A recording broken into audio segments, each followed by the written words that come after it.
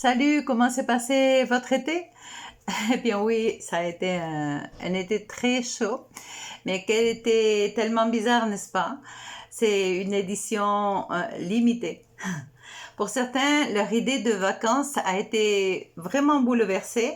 Pas de voyage à l'étranger, des voyages missionnaires annulés, des camps suspendus, des recherches infructueuses de plages désertes et de zones rurales insaturées dans le pays. C'était vraiment une tâche ardue et difficile. Certains, par prudence, sont restés sans partir et d'autres, simplement pour des raisons économiques évidentes, sont restés chez eux à chercher 1000 façons de soulager la chaleur. Pour mon mari et moi, il était clair que notre priorité cette année, c'était d'investir ce temps spécial dans ce qui a toujours été notre bien le plus précieux, la famille. Tout au long de notre vie, nous avons vécu dans de nombreux endroits et nous avons semé aussi des héritiers en différents lieux.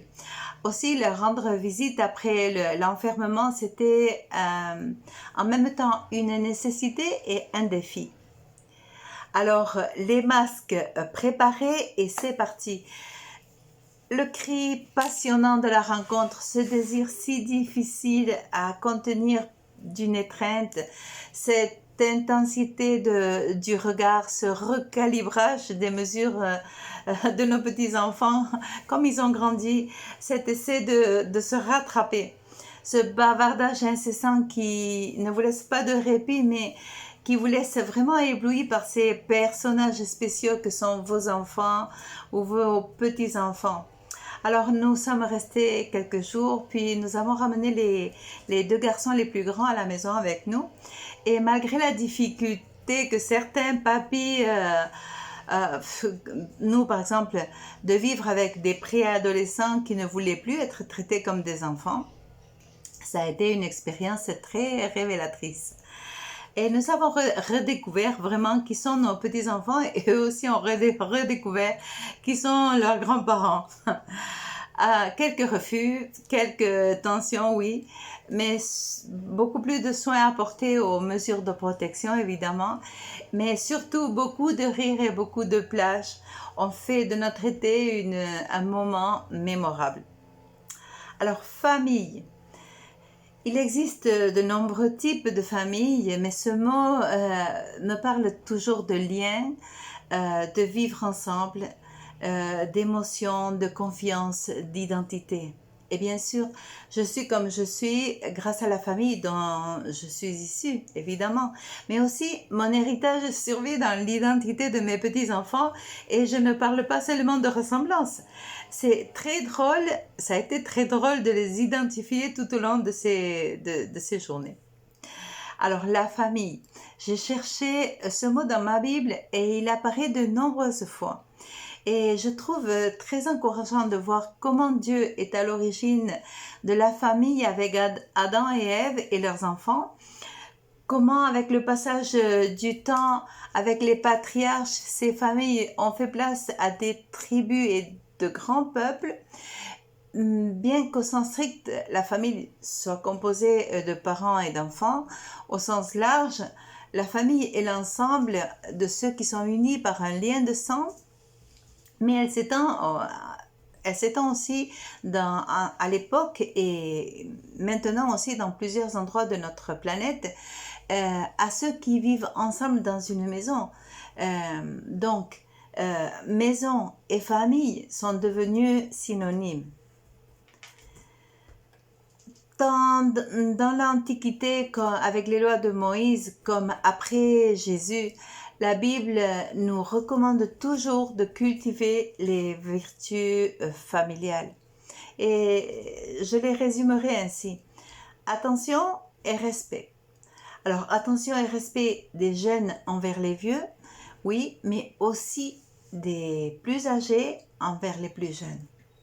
Et c'est là où des fois ça ne marche pas exactement comme ça. Nous aurons toujours des différences et des malentendus entre nous.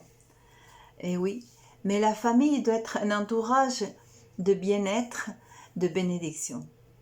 À tel point, c'en est ainsi que les chrétiens sont appelés à former la famille des enfants de Dieu.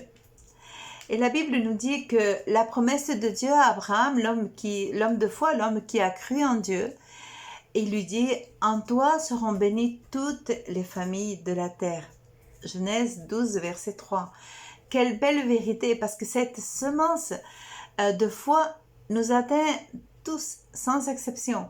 Elle fait partie de notre héritage.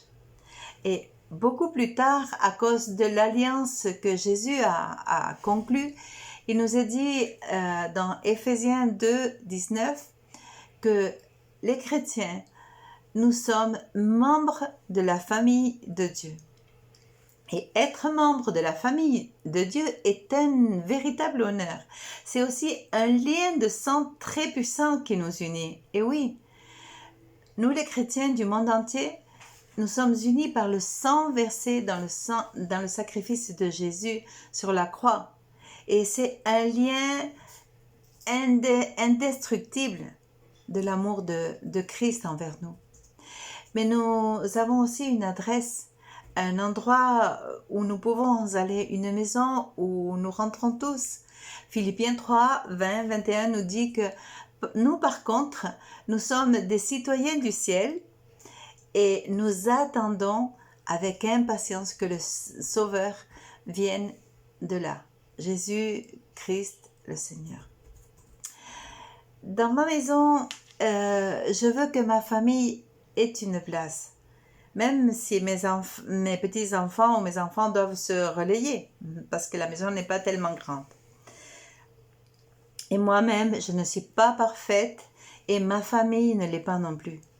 Mais ce que je souhaite par-dessus tout, c'est qu'un jour, nous soyons tous réunis dans la maison du Père. Et je suis très consciente que chacun de mes enfants ou de mes petits-enfants est libre de choisir son chemin dans la vie. Et je vais les respecter. Et je ne sais pas si toi qui m'écoutes, tu as déjà une place à la maison du Père. Mais je t'invite à venir. Oui, il y a de la place. Dans la maison de mon Père, il y a de la place pour tout le monde, dit Jésus. Sinon, je vous l'aurais déjà dit. Maintenant, je vais préparer cette place. Et quand je serai partie et que je t'aurai préparé la place, je reviendrai et je t'emmènerai avec moi afin que tu sois là où je suis. Ce sont les paroles de Jésus dans Jean 14, verset 2. Et oui, je t'invite à venir à la maison du Père, mais je t'invite aussi à investir chaque jour dans ta famille, à investir dans les valeurs que la Bible enseigne, d'investir dans l'amour, d'investir dans la confiance, d'investir dans tes enfants, dans tes petits-enfants, dans tes frères, dans tes sœurs, pour que ce souhait puisse devenir une réalité. Suivre Jésus apportera toujours des valeurs positives et des bénédictions à ta famille. Cela leur fera toujours du bien, parce que réellement, ça ne peut pas leur faire de mal. Mais pour ta vie et pour la mienne, marcher avec Jésus nous assure un destin de vie éternelle avec Dieu et avec toute la famille de la foi. Pour beaucoup, la famille de la foi est un lieu où trouver soutien et encouragement pour leur voyage quotidien. C'est une vraie famille pour ceux qui sont seuls et aussi pour ceux qui peuvent être loin de leurs proches. Mais c'est aussi un partage, vivre avec d'autres chrétiens qui nous fait vraiment grandir spirituellement. C'est aussi un lieu où on reçoit de l'enseignement sur la parole de Dieu et des conseils pour la vie pratique. C'est comme une petite maison de Dieu ici, sur terre. Alors, dans ce monde qui est tellement troublé en ce moment et tellement incertain, où nous n'avons rien vraiment de sûr, la foi en Jésus me permet de faire confiance en Dieu pour le destin de notre famille, de nos familles. Prions pour nos familles, oui, prions pour protection, pour qu'ils soient en bonne santé, pour qu'il ne leur manque de rien, mais encore plus, aimons-les chaque jour davantage de toutes nos forces. Alors j'espère que vous allez avoir une bonne fin d'été et qu'on se reverra bientôt. À bientôt.